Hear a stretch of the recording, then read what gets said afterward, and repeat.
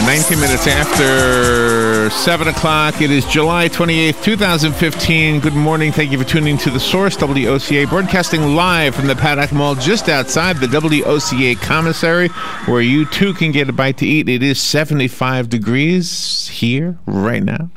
The forecast calling for an 80% chance of rain today. Scattered thunderstorms both in the morning and in the afternoon, according to the meteorologists. It's raining right now. At least it was on my way in, and I'm looking at it now. Good morning, Robin. Good morning, Larry. Got a good show this morning. Let me tell you what we're doing. Okay. Did you ever go to?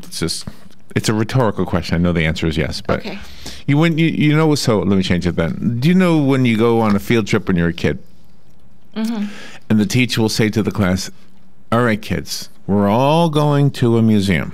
Okay, now you represent our school." And I want you to be on your best behavior.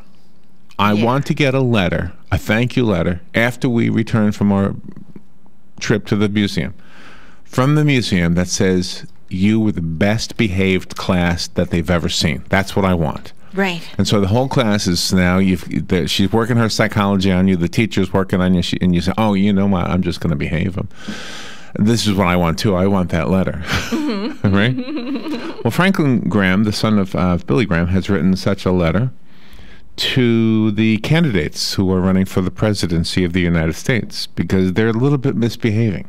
Oh, of course. And they are representing this country to the rest of the world. The rest of the world is looking at our candidate, presidential wannabes. As they always do. As they always do. And Franklin Graham's making a point. So I want to read to you the open letter that Franklin Graham wrote to all of the candidates. And his list is a comprehensive list. It's complete. It's got some names on it I didn't even know were running for office. So. Gosh. Wow. Yeah, there's a few on here I didn't even know were. They're all qualified. I mean, not qualified, internally personality and, business skills and all, but if they've, registered and paid their money and did all that. This I don't know.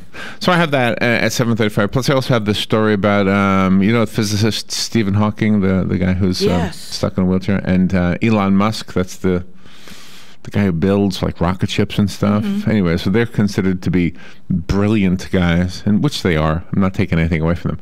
But anyway, they've also written an open letter. Theirs, however, is to the world, warning that robo technology could actually be our biggest fear. We might be facing an enemy that we create. Sure. Isn't that an amazing? That's like science fiction. Yeah. Science fiction gone awry. But how many stories do you remember, movies, whatever, where robots take over the world? Or isn't that what Terminator is? No, Terminator is half man, half robot. Is that what he is?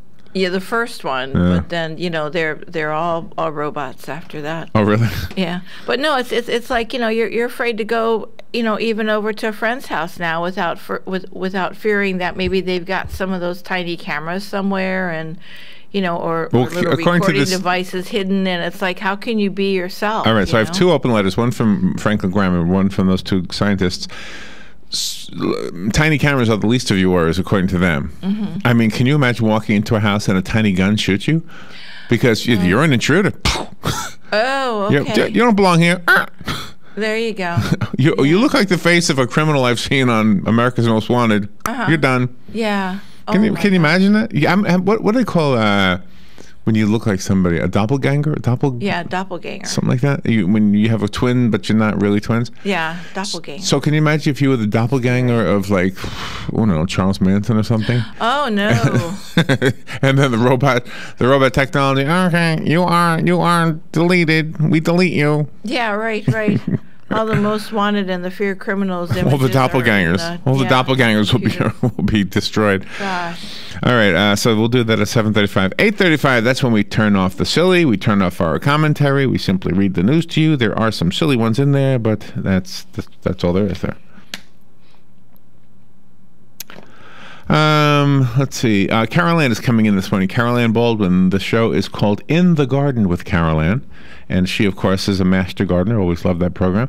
Mary Kubica is coming on at 10:05. She is an author, and she must be pretty excited because her book is going to be made into a movie.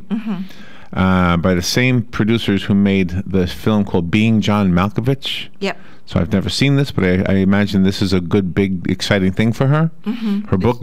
I'm sorry? It's her first book, too. I mean, The Good Girl was her first book. It zoomed to the top of the list. She's never written before, and it's just pretty amazing. It is called The Good Girl. You're right. And so she'll be talking to us about that one. She's got another one, by the way, called Pretty Baby. So The Good Girl is really her older book, but we're going to talk about The Good Girl a little bit because it'll be a movie soon. Yeah. That is kind of cool. Very cool. Richard Sarasani, he's also in the movie business. He is an actor, and he plays the villain named Bill Watson on General Hospital, which is a soap opera, right? Yes. Does that mean he's like every day after day after day the same guy? Is it one of those guys? Yeah, he plays that character. Do you know him? Are you familiar with that show? No, I have no clue. I don't watch those. I think my mom used to watch General Hospital. Yeah, that's been on forever. I don't know if they, if it's still on. I guess they got a whole channel devoted to soap operas now. Oh, really? I guess. Also, is another claim to fame for Richard Sarasani that I want to ask him about. His father was the sculptor and the artist of Mount Rushmore. Yeah. That's the most amazing part to me. That's my favorite part of this whole thing. That is cool. Yeah. His father made Mount Rushmore. Yeah, that is so cool. His book is called Love Letters from Mount Rushmore, the story of a marriage, a monument, and a moment in history. So he's talking about his mom and dad. And so I guess the fact that he's an actor in General Hospital is just a side note. The main thing we're focusing on is his parents, his childhood, right? Right, and his book, because when his dad was was out there on Mount Rushmore, his mom and him and, siblings were 3,000 miles away at their place, so they weren't together. Do you know what I've always wondered about Mount Rushmore? What's that? Have you ever heard a rumor that the intent was to have full body sculptures, not just the faces? Oh, no, I didn't hear that. Not just the busts? I don't know if that's true or not. Is it possible? I mean, does that mountain look big enough to have done that? I don't know. The faces look pretty huge. I can't imagine having two-thirds more to be bodies on there. But anyway, maybe they will. I don't know. But we'll ask him. Yeah, he'll know. Damage control at 10:35. If your home has been damaged by fire or wind or rain or a tree falling on it or anything else, maybe termites, Joe Reichel and his guys at Damage Control Services are the ones to call at the professional level to get it fixed back to normal. They also will help you. Well, Joe will help you if you have any do-it-yourself home repair problems and you've been thinking about it. What kind of tool do I need? What do I need? A lubricant? What problems might I face? Maybe I shouldn't do it at all. Just let you come over and do it. Anyway, so Joe will be answering those questions if you have some. Beth Battaglino, something like that. Battaglino, maybe? Battaglino is a registered nurse. She's coming on at 11:05. She's going to talk about the Lifetime of Vaccines program from infants to seniors. Vaccines are important. Yesterday we had a guy very much, and he wasn't anti-vaccine, but he was saying vaccines were causing autism. We've had that discussion with people before. Yeah. I know we've had people who told us that's wrong, but we just do a radio show. Yeah. We listen to what they say. We ask them their opinions. Exactly. We try to make a decision, and we'll let you make your decision as well. Fun with Joe today. It's misunderstood, Robin. Oh, okay.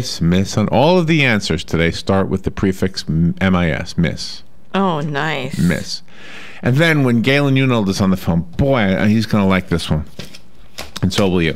There are some pop culture items that can fetch a large sum of money, like on eBay and at auctions, etc., that were discovered like long after they were thought they were gone, or nobody even knew they existed. Oh. So I've got some pop culture items found in unexpected places and what their values are or could be.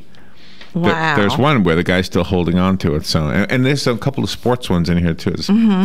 Babe Ruth. There was another one. Who was the baseball bat? It was a baseball bat from somebody. I'll tell you. Oh, Lou Gehrig's baseball bat. I'll tell you those stories when we have Galen on the phone with us. Oh, there it is already. Oh, man. Goes quick. Very quick. All right. Well, there are a few other things, so we'll take care of that when the break is over. Okay. All right. let's just do this thing. Let's just do this thing called a radio show. Okie doke. We'll be right back. This is WOCA Ocala.